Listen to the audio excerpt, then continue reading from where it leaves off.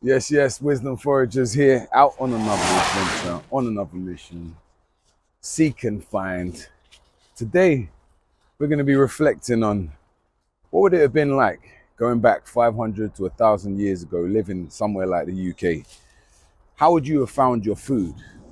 You know, now we can go into a supermarket and we have an array of products from all over the world, vegetables, fruits, different types of meats from all over the world based on our trade that was developed really through the British Empire. We continue those trades today in different ways, and that provides a much bigger array of food that people in the UK can eat. But let's go back 1,000 years or 500 years and think about being in the UK. What would you eat in the wild? It's February right now, so it's still got that winter cold. But as you can see, spring is on the way. Now, as they say in Game of Thrones, winter is coming. Spring is coming instead. Spring is definitely coming.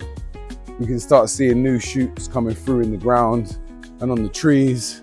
But there's still not a time of plenty when it comes to wild foraging. It's a time where you have to have really sharp eye, really keen eye to try and identify what things you could eat during this time of the year.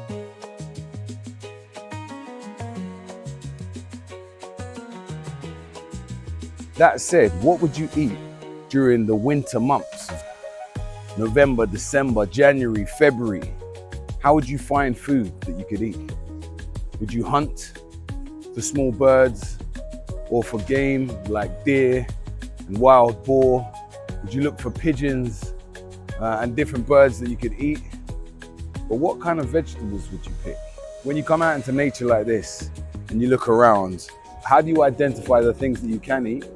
Or how do you identify the things that may poison you or may kill you? Back in the day, our ancient hunter-gatherer ancestors and our farming ancestors would have foraged during the spring and the summer of last year. They would have grown food, they would have prepared food, dried food, and then they would leave it and store it for the harsher months. There's lots of different things that we can forage in the winter months.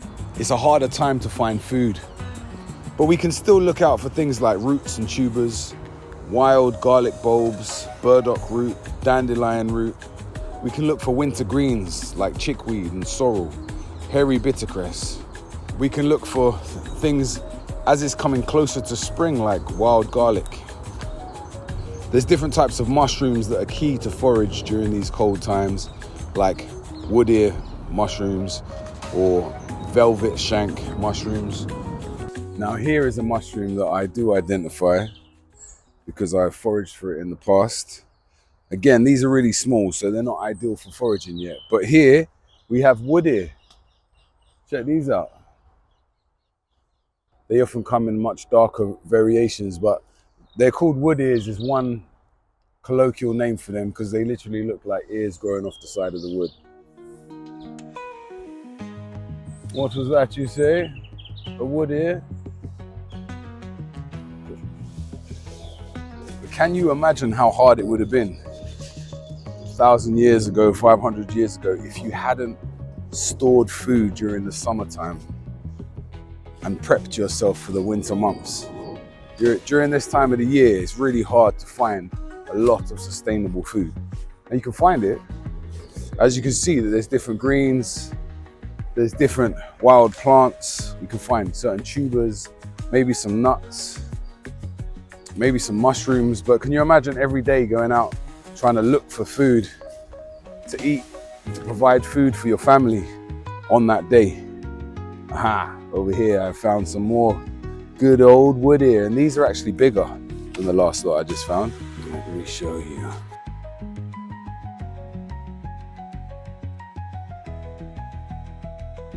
It's crazy, this one literally looks like an ear, right? It's listening. Mycelial network underground, connected to the fruit of these mushrooms. It's listening. It's really deep though, but can you imagine having to go out each day looking for food and you're only finding little bits like this? You slowly gather up enough food to provide food for your family and for yourself for the day. And then you've got to go out again the next day and do it all over again. And that's why we started to create storage to be able to save food during the summertime where there was more plenty, to prepare us for these harsher and colder and times where there's much less food. Now, the other fungus growing on this piece of wood is called tripe fungus. Now, apparently it's not toxic, but it's very tough and cardboardy, and it's not really considered an edible type of fungus. But the wood here definitely is a great find. And if I was collecting to eat today, these would be part of my delicacy that I would be picking up and collecting to add to something. We could add these to rice, we could add these to noodles, and they would add a really meaty aspect into our meal. You have to be really careful about what types of mushrooms you're gonna eat, because some of them will poison you, make you sick, give you diarrhea. Some of them will make you hallucinate in a good or a bad way. And some of them will kill you. So again, when you think about how did our ancestors really learn what plants they could eat and what they couldn't? And simply, so many of our ancestors died. And the ones who survived and thrived and learned to be able to gain nutrients by eating different things that they found in the forest are the ones who we've now descended from.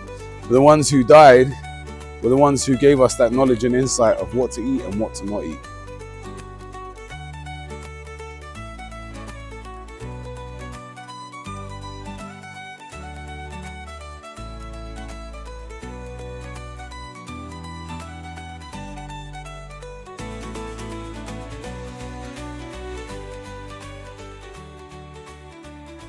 So I found another little tasty treat in the forest. This is called wood avens, or also known as herb bennet. Now you can use the roots. As you dig them up, you can eat the roots. They have like a clove-like flavor. Or you can use the new sprouts or the leaves in salads. So you can consider this as one of your winter greens, but you can also use the roots for different things as well. In medical practices, they can be good for digestive issues, and the root historically can be used like a clove substitute for toothaches.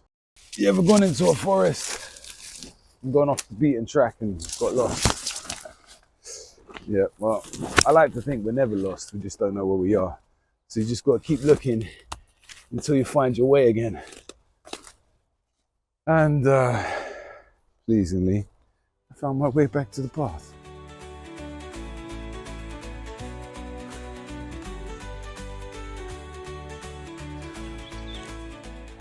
Being in a forest at this time, you can really hear all the different birds singing, talking, singing out their warning sounds to say, look, there's a human coming through, could be a hunter, watch out.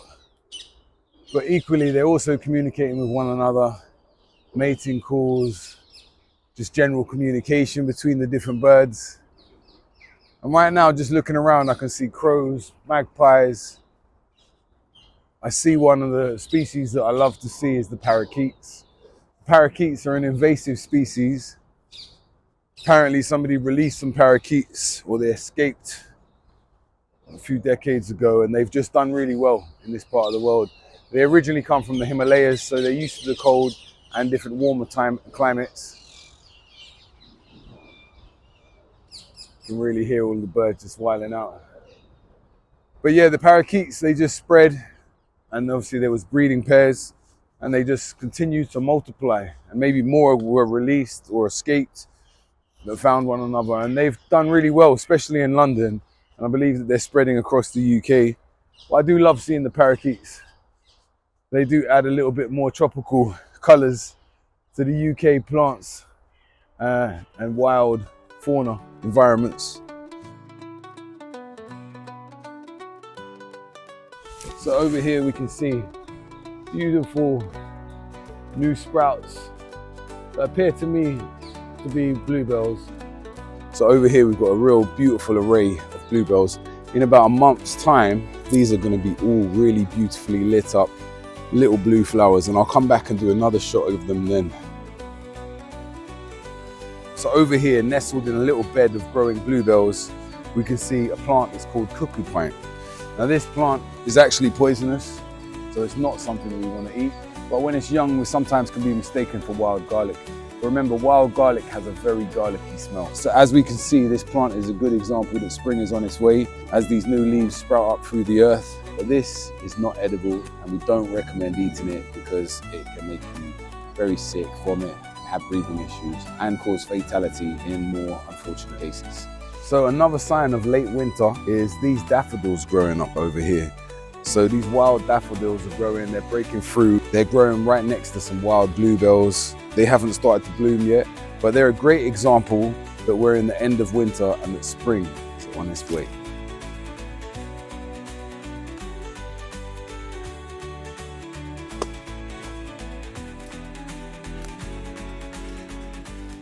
So another little simple forage, most times of the year really, is stinging nettles. There's lots of nettles down here, but this little one just starting to come through.